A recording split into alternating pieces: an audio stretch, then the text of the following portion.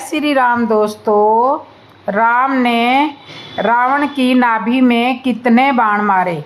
सुनिए, श्री राम जी ने रावण का वध कैसे किया। आप सभी ने सुना है कि राक्षसों का नाश होने के कारण रावण अकेला रह जाता है। फिर वह युद्ध में माया रचता है और इंद्रदेव श्री राम जी के लिए रथ भेजते हैं। साथ ही विभीषण और रावण का द्वंद्व युद्ध होता है।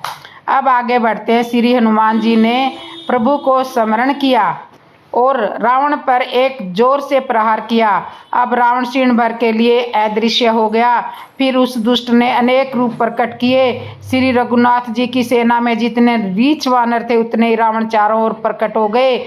दसों दिशाओं में करोड़ों रावण दौड़ते हैं। सब देवता और वानर घबरा गए। देवता और वानरों को विकल देखकर श्री राम जी हंसे और धनुष पर एक बाण चढ़ाकर माया के बने हुए सब रावणों को मार डाला।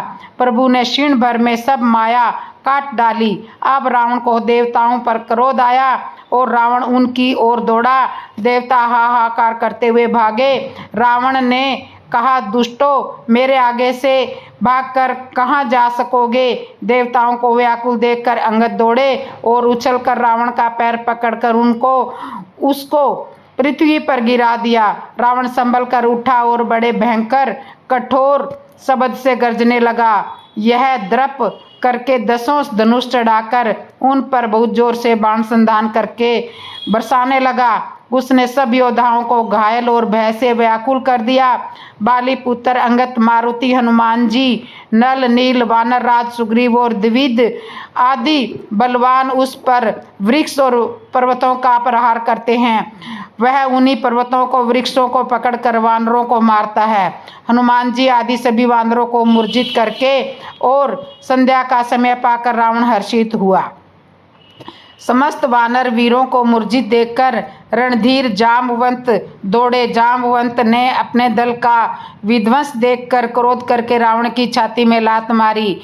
छाती में लात का प्रचंड आघात लगते ही रावण व्याकुल होकर रथ से धरती पर गिर पड़ा। उसे मूर्छित देखकर फिर लात मारकर ऋषिराज जांबवान प्रभु के पास चले। रात्रि जानकर सारथी रावण को रथ में डालकर उसे होश में लाने का उपाय करने लगा। उधर अशोक वाटिका में सीता माता बहुत व्याकुल है। त्रिजटा ने सीता के पास जाकर उन्हें यह सब कथा सुनाई। शत्रु के सिर और भुजाओं की बढ़ती का संवाद सुनकर सीता जी के हृदय में बड़ा भय हुआ। तब सीता जी त्रिजटा से बोली, है माता, बताती क्यों नहीं, क्या होगा। संपूर्ण विश्व को दुख देने वाला यह किस तरह मरेगा। श्री रघुनाथ जी के बाणों से सिर कटने पर भी नहीं मरता। श्री राम जी की याद कर करके सीता जी बहुत प्रकार से विलाप कर रही है। त्रिजटा ने कहा, हे राजकुमारी सुनो, रावण हृदय में बाण लगने से ही मर जाएगा। हृदय में बाण लगते ही मर जाएगा। सीता जी पूछती है कि फिर राम जी उसके हृदय में बाण क्यों नहीं मारते। त्रिजटा बोली, प्रभु उसके हृदय में बाण इसलिए नहीं मारते कि रावण के हृदय में जानकी जी आप बसती हैं और जानकी जी के हृदय में श्री राम बसते हैं। यही सोच करके हृदय में जानकी का निवास है, जानकी के हृदय में मेरा निवास है और अगर बाण मार दिया तो ब्रह्मांड ही नष्ट हो जाएगा। यह सुनकर सीता जी के मन में अत्यंत हर्ष और विषाद हुआ।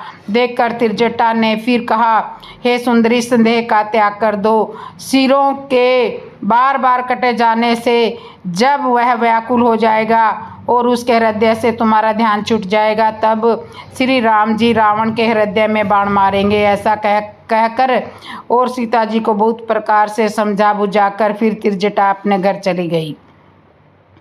श्री रामचंद्र जी के स्वभाव का स्मरण करके जानकी जी को अत्यंत विरह व्यथा उत्पन्न हुई।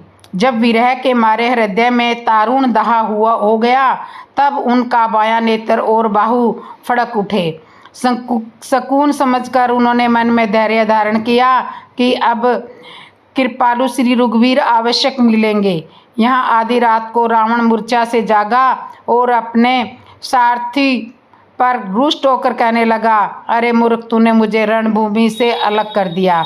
अरे अधम, अरे मंदबुद्धि, तुझे धिक्कार है, तुझे धिक्कार है। सारथी ने चरण पकड़ करके रावण को बहुत प्रकार से समझाया। सवेरा होते ही वह रथ पर चढ़कर फिर दौड़ा। रावण का आना सुन करके वानरों की सेना में बड़ी खलबली मच गई। वानरों को बड़ा ही प्रबल देखकर रावण ने विचार किया और अंतर्ध्यान होकर क्षण भर में उसने माया फैलाई। जब उसने पाखंड रचा तब भयंकर जीव प्रकट हो गए। बेताल, भूत और पिशाच हाथों में धनुष बाण लिए प्रकट हुए। वे मुख फैलाकर खाने दौड़ती है। तब वानर भागने लगे। वानर भागकर जहाँ भी जाते वहीं आग जलती देखते हैं। लक्ष्मण जी और सिगुरी सहित सभी वीर अचेत हो गए। तब राम जी को पुकार रहे। इसी बीच रावण ने फिर दूसरी माया रची। उसने बहुत से हनुमान प्रकट किए जो पत्थर लिए दौड़े। उन्होंने चारों ओर दल बनाकर श्री राम जी को जा घेरा। तब श्री रघुवीर ने क्रोध आकर के एक ही बाण में निमेष पात्र में रावण की सारी माया हर ली। माया दूर हो जाने पर वानर भालू हर्षित हुए और वृक्ष तथा पर्वत लेकर सब दौड़े। श्री राम जी ने बाणों के समूह छोड़े जिससे रावण के हाथ और सिर फिर कट करके पृथ्वी पर गिर पड़े। श्री राम जी और रावण के युद्ध का चरित्र यदि सैकड़ों से सरस्वती, वेद और कवि अनेक कल्पों तक गाते रहे तो भी उनका पार नहीं पा सकते। कटते ही सिरों का समूह बढ़ जाता है, शत्रु मरता नहीं और परिश्रम बहुत हुआ। तब श्री रामचंद्र जी ने विभीषण की ओर देखा। विभीषण ने कहा, प्रभु इसके नाभि कुंड में अमृत का निवास है। ये नाथ रावण उसी के बल पर जीता है।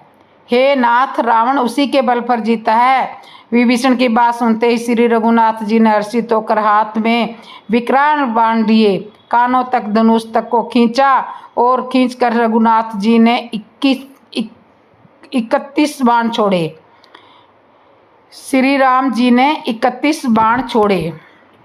एक बाण ने नाभि के अमृत कुंड को सोख लिया। दूसरे 30 बाण कोप करके उसके शरीर और भुजाओं में लगे। बाण सिर और भुजाओं को लेकर चले। सिरों और भुजाओं से रहित रुंड धड़ धरती पर नाचने लगा। धड़ प्रचंड वेग से दौड़ता है जिससे धरती धंसने लगी। तब प्रभु ने बाण मारकर उसके 2 टुकड़े कर दिए। मरते समय रावण बड़े घोर शब्द से गर्ज कर बोला, राम कहाँ है? मैं ललकार कर उनको युद्ध में मारूं। रावण के गिरते ही पृथ्वी हिल गई। रावण की भुजाओं और सिरों को मंदोदरी के सामने रखकर रामबाण वहां चले जहां जगदीश्वर श्री राम जी थे। सब बाण जाकर तरकस में प्रवेश कर गए। यह देखकर देवताओं ने नगाड़े बजाए। रावण का तेज प्रभु के मुख में समा गया। यह देखकर शिव जी और ब्रह्मा जी हर्षित हुए। ब्रह्मांड भर में जय जयकार की ध्वनि भर गई। श्री रघुवीर की जय जय हो। देवताओं और मुनियों में के समूह फूल बरसाते हुए प्रभु की जय जयकार करते हैं। जय जयकार करते हैं और फूल बरसाते हैं। संग्राम, हे कृपा के कंद, हे मोक्षदाता मुकंद, हे राग द्वेष हर्ष शोक जन्म मृत्यु आदि के हरने वाले, हे शरणागत को सुख देने वाले प्रभु, हे दुष्ट दल को विदीर्ण करने वाले, हे कारणों के ही परम कारण, हे सदा करुणा करने वाले, हे सर्वव्यापक विभो, आपकी जय हो। देवता हर्ष में भरे हुए पुष्प बरसाते हैं। घमाघम नगाड़े बज रहे हैं। रणभूमि में श्री रामचंद्र जी के अंगों के भूत से कामदेवों की शोभा प्राप्त की। सिर जटा मुकुट परशुन बीच अति मनोहर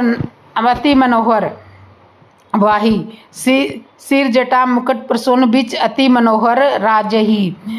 सिर पर जटाओं का मुकुट है जिसके बीच में अत्यंत मनोहर पुष्प शोभा दे रहे हैं। मानो नीले पर्वत पर बिजली के समूह सहित नक्षत्र सुशोभित हो रहे हो। श्री रामचंद्र जी अपने भुज दंडों से बाण और धनुष फिरा रहे हैं।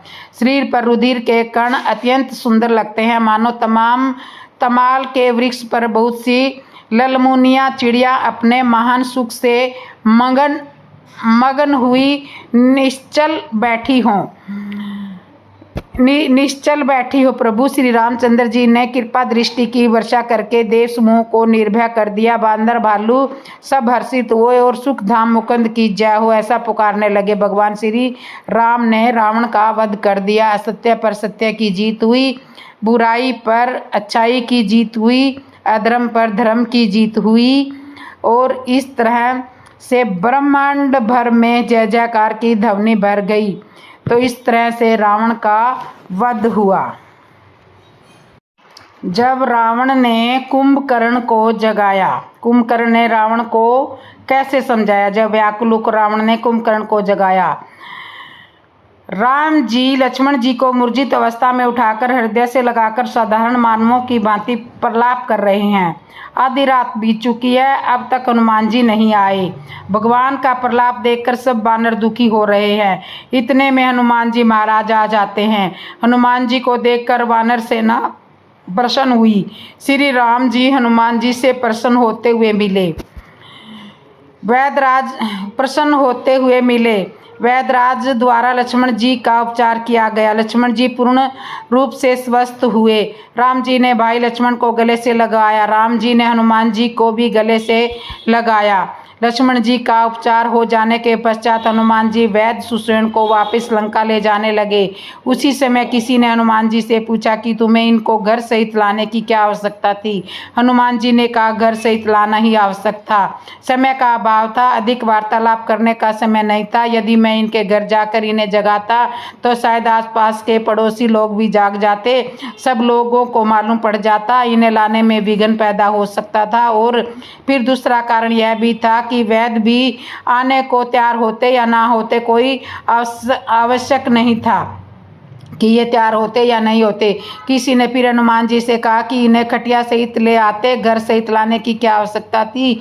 हनुमान जी ने कहा, घर सहित लाना इसलिए जरूरी था, यदि खटिया सहित लेकर आता तो यहाँ आकर वैद्य जी यह भी कह सकते थे कि यदि विषय उपचार का था तो मुझे वहीं पर बताना था। दवाइयाँ तो घर पर ही रखी रह गई, इसलिए मैं घर सहित ही ले आया ताकि कोई कमी ना रहे, वैद्य जी के पास कोई बहाना ना रहे। और एक कारण और भी यह था कि वैद्य जी को ऐसा लगा ही नहीं कि मुझे कोई लेकर गया है। उन्हें लग रहा है सब मेरे घर पर ही आए हुए हैं। हनुमान जी बुद्धिमता वरिष्ठ है, हर कार्य को भविष्य को ध्यान में रखते हुए करते हैं। हनुमान जी प्रश्नकर्ताओं को समझाने लगे और भी कारण है, क्योंकि यह बात तो रावण को भी मालूम थी कि लक्ष्मण जी मूर्छित हुए हैं और उनका उपचार कराने के लिए वैद्य सुषेण के पास कोई भी आ सकता है। तो रावण ने आवश्यक सुषेण वैद्य के यहाँ अपने दूत भेजे होंगे कि पता करके आओ कि यहाँ कहीं कोई आया है या नहीं। रावण के दूत वैद्य जी का घर ढूंढते होंगे।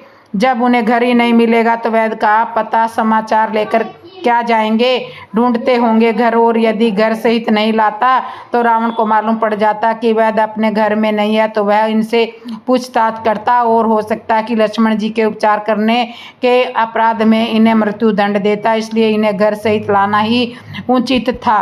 हनुमान जी घर सहित लाना ही उचित था।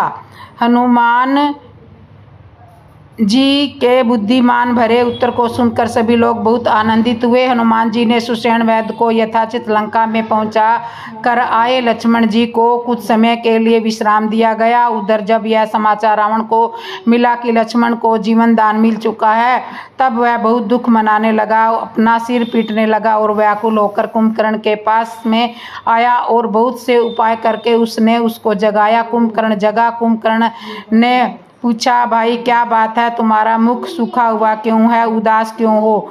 कुंभकर्ण उदास क्यों हो? तब रावण ने सारी व्याधा का वर्णन किया। रावण के द्वारा सब समाचार सुनकर कुंभकर्ण बहुत दुखी हुआ। तब बिलख कर दुखी होकर बोला, अरे मूर्ख, जगत जननी जानकी को हर लाकर अब कल्याण चाहता है। हे राक्षस राज, तूने अच्छा नहीं किया, अब आकर मुझे क्यों जगाया? हे तात, अब भी अभिमान छोड़कर श्री राम जी को भजो तो कल्याण होगा। कुंभकर्ण ने रावण को बहुत समझाया, अभी भी समय है, अभिमान छोड़कर राम जी को भजो, उसी में कल्याण होगा। हे रावण, जिनके हनुमान जी जैसे सेवक है वे श्री रघुनाथ जी क्या मनुष्य है? हाय भाई, तूने बहुत बुरा किया जो पहले ही आकर मुझे यह हाल नहीं सुनाया। हे स्वामी, तुमने उस परम देवता का विरोध किया जिसके शिव ब्रह्मा आदि देवता सेवक है। नारद मुनि ने मुझे जो ज्ञान कहा था अब मैं तुझसे कहता हूँ, पर अब तो समय नहीं रहा। रावण ने कुंभकर्ण की सलाह नहीं मानी। तब कुंभकर्ण ने रावण से कहा, हे भाई, अब तो अंतिम बार अखबार भर करके मुझसे मिल लो, मैं जाकर अपने नेत्र सफल करूं। अब तो अंतिम बार अखबार भरकर मुझसे मिल लो, मैं जाकर अपने नेत्र सफल करूं। तीनों तापों को छुड़ाने वाले श्याम शरीर कमल नेत्र श्री राम जी के जाकर दर्शन करूं।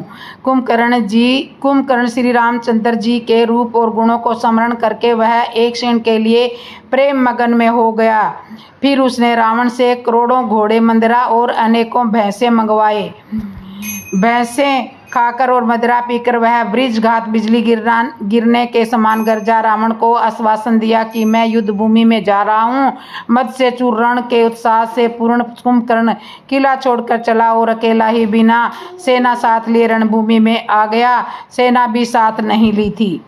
हनुमान जी वैदरासुर को लंका में छोड़कर आए। इधर राम जी ने लक्ष्मण जी से पूछा, लक्ष्मण, तुम्हें मेघनाथ का शक्ति बाण लगा और वह बाण तुम्हें इसलिए लगा कि मेघनाथ ने जो बाण छोड़ा था वह विभीषण के ऊपर छोड़ा था, किंतु तुमने विभीषण को पीछे कर दिया और वह बाण समय अपनी छाती पर झेला। इसका क्या कारण है? जबकि तुम्हारे विचार तो विभीषण जी से बिल्कुल मिलते ही नहीं है।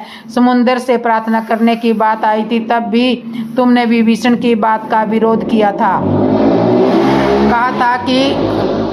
तुमने विभीषण की बात का विरोध कहा था कि प्रार्थना करना यह तो आलसियों का काम है, और उस बहाने तुमने मुझे भी एक तरह से आलसी ही समझा था। यहाँ तुलसीदास जी ने मानस में ऐसा नहीं लिखा है, किंतु कितावली रामायण में इस प्रसंग को इसी तरह वर्णित किया गया है कि मेघनाथ ने वह बाण विभीषण जी पर चलाया था। लक्ष्मण जी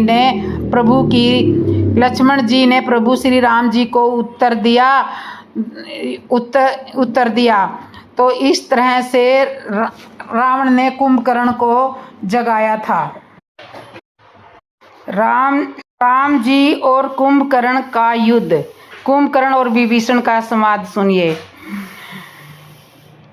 लक्ष्मण ने विभीषण जी को क्यों बचाया? कुंभकर्ण और विभीषण का संवाद। जब राम जी ने लक्ष्मण जी से पूछा, लक्ष्मण, तुम्हें मेघनाथ का शक्ति बाण लगा और वह बाण तुम्हें इसलिए लगा कि मेघनाथ ने जो बाण छोड़ा था वह विभीषण के ऊपर छोड़ा था, किंतु तुमने विभीषण को पीछे कर दिया और वह बाण समय अपनी छाती पर झेला। इसका क्या कारण है? जबकि तुम्हारे तो विचार विभीषण से बिल्कुल ही नहीं मिलते हैं।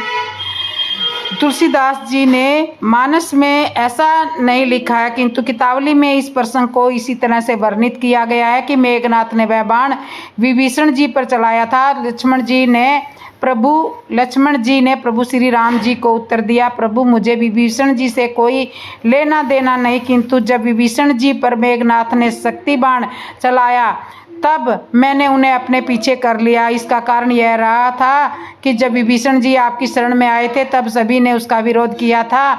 सुग्रीव जी ने तो और अधिक विरोध किया था और आपने कहा था कि जो मेरी शरण में आता है मैं उसे अपने प्राणों के समान रखता हूँ। बस यही कारण था। मैं जानता हूँ कि विभीषण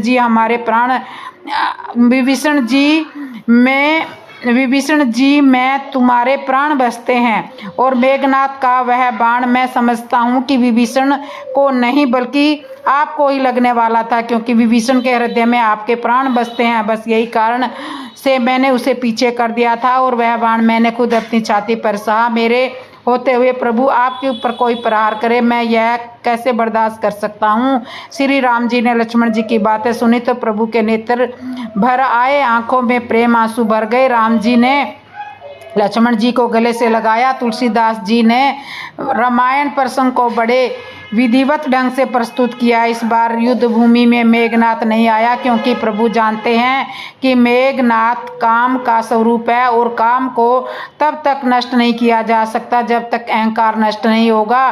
कुंभकर्ण अहंकार का स्वरूप है। जब कुंभकर्ण युद्ध भूमि में आया तो सबसे पहले विभीषण जी कुंभकर्ण के सामने आए और कहा, भाई, मैंने रावण को हित की बात उससे कही थी, किंतु उसने मुझे लात मारी, इसी गल्याणी के कारण मैं उसे छोड़कर भगवान की शरण में आया हूँ। कुंभकर्ण ने विभीषण से बड़ी अच्छी बात कही।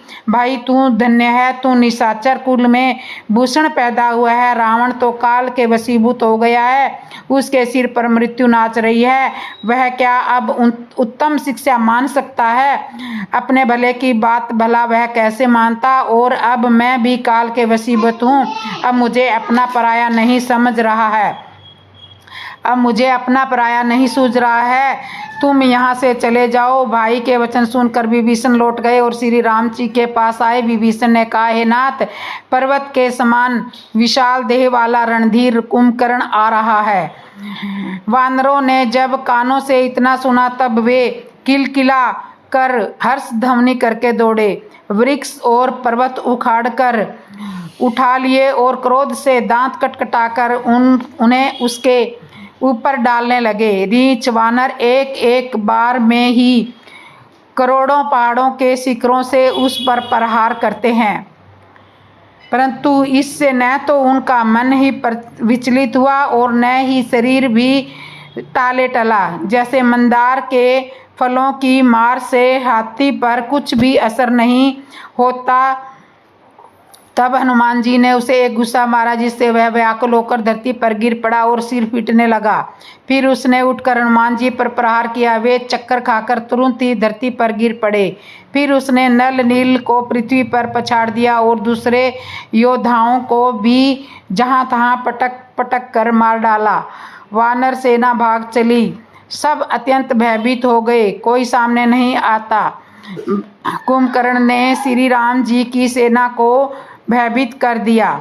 स्थिति यह कर दी कि वानर सेना भगवान से करुण पुकार करने लगी। सुग्रीव जी को तो कुंभकर्ण ने अपनी काख में दबा लिया। शिव जी कहते हैं, हे उमा, श्री रघुनाथ जी वैसे ही नर नीला कर रहे हैं जैसे गरुड़ सर्पों के समूह में मिलकर खेलता हो, जो भौं के इशारे मात्र से ही काल को भी खा सकता है। भगवान इसके द्वारा जगत को पवित्र करने वाली वह कीर्ति फैलाएंगे जिसे गा गा कर मनुष्य भवसागर से तर जाएंगे। मूर्छा जाती रही। तब मारुति हनुमान जी आगे और फिर वे सुग्रीव को खोजने लगे। कुंभकर्ण है अहंकार स्वरूप है और अहंकार से बचने का बस एक ही उपाय है, जो उपाय सुग्रीव जी ने अपनाया था। अपने आप को कुंभकर्ण की काख से मरा हुआ मान लिया था। तब कुंभकर्ण ने यह जाना कि यह मर चुका है, तब उसने उन्हें छोड़ दिया। संत कहते हैं, अहंकार से बचने का बस एक ही उपाय है, जो उपाय सुग्रीव ने अपनाया।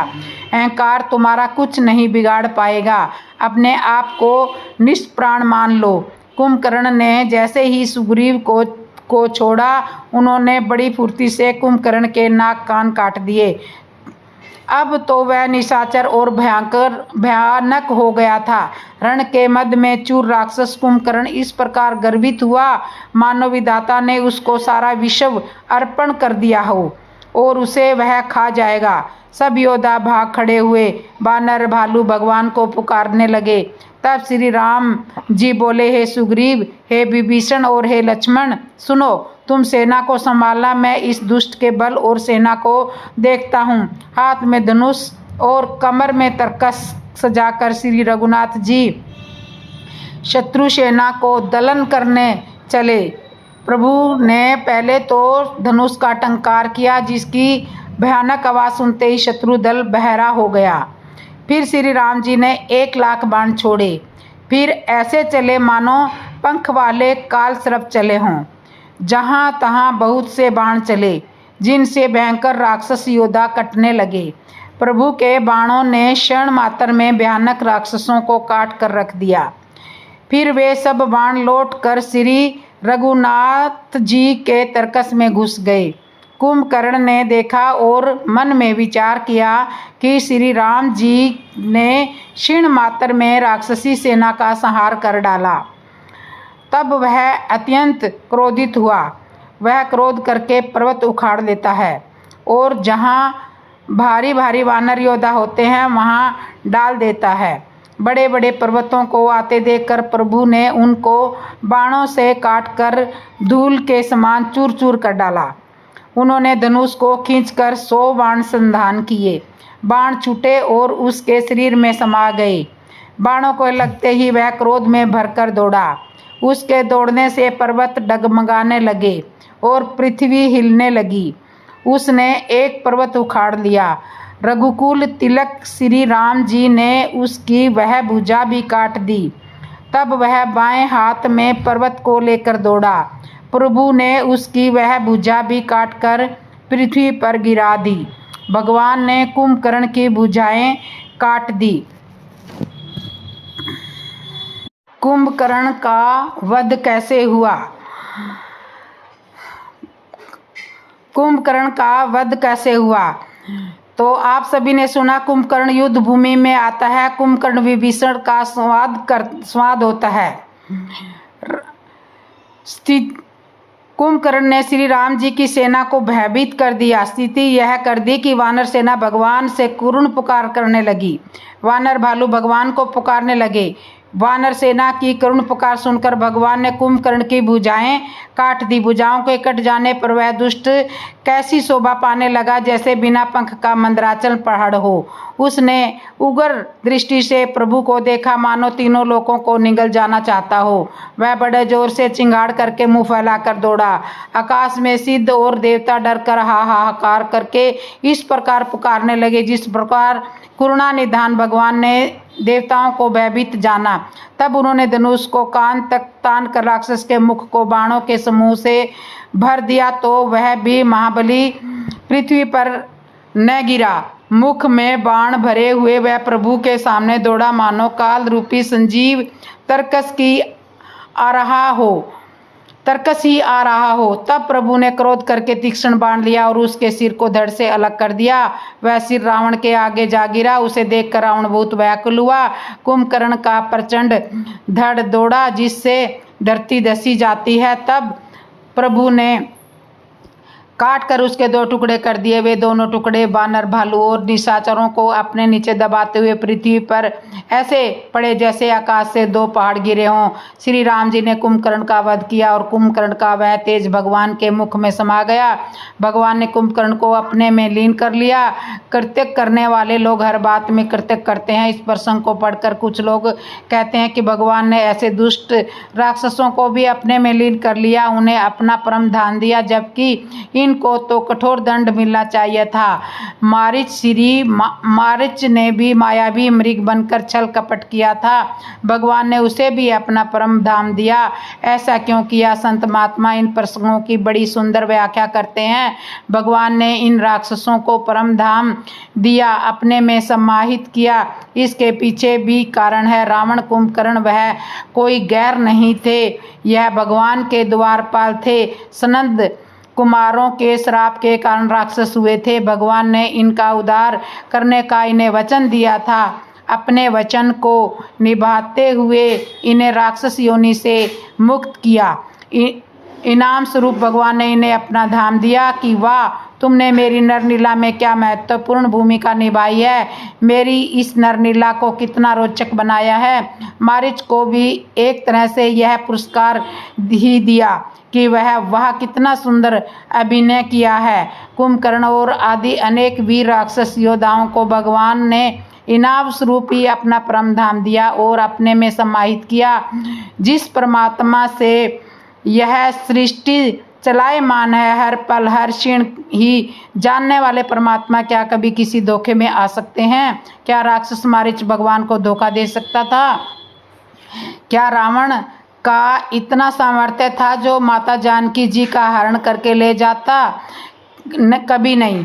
जिस परमात्मा ने ब्राह्मण, गो और संत महात्माओं के हित के लिए जन्म लिया हो, जिसे हर पल हर क्षण की खबर हो, यहाँ तक कि बाल्यावस्था में जब भगवान भोलेनाथ माता कौशल्या को राम जी के भविष्य में हस्तरेखा देखकर सुंदर कथाएं कह रहे थे, तभी राम जी ने भगवान शिव को रोक दिया था। बाबा, विवाह तक का ही खबर विवाह तक की खबर आपने सुनाई, वहाँ तक तो ठीक है, इसके आगे की कथा मत सुनाना क्योंकि माता को दुख होगा। भगवान सब जानते थे कि मुझे क्या करना है और कौन क्या करेगा, इसलिए संत कहते हैं कि लीला में संशय रखना हमारे जीवन के कल्याण में बाधक है। शिव जी कहते हैं, हे गिरजे कुंभकर्ण, जो नीच राक्षस और पाप की खान था उसे भी श्री राम जी ने अपना परम धाम दे दिया। अतः वे मनुष्य निश्चय ही मंद बुद्धि हैं जो उन श्री राम जी को नहीं भजते। उधर राक्षस दिन रात इस प्रकार घटते जा रहे हैं। रावण बहुत विलाप कर रहा है, बार बार भाई कुंभकर्ण का सिर कलेजे से लगाता है। स्त्रियां उनके बड़े भारी तेज और बल का बखान करके हाथों से छाती पीट पीट कर रो रही है। उसी समय मेघनाथ आया और उसने पिता को समझाया और कहा, कल मेरा पुरुषार्थ देखिए, अभी बहुत बड़ाई क्या करूं। हे तात, मैंने अपने इष्ट देव से जो बल और रथ पाया है वह बल और रथ अब तक आपको नहीं